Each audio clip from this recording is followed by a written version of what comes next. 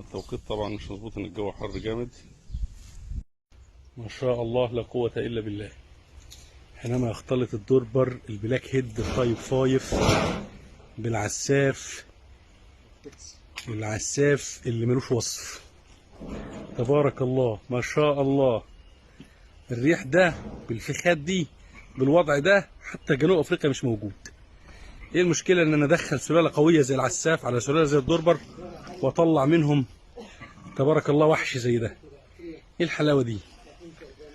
ما شاء الله لا قوه الا بالله. تعالى هنا خد. ما شاء الله ما شاء الله تبارك الله. ايوه اتمخطر كده اتمخطر. الله اكبر. سيب اللي ماشي عنك. ما شاء الله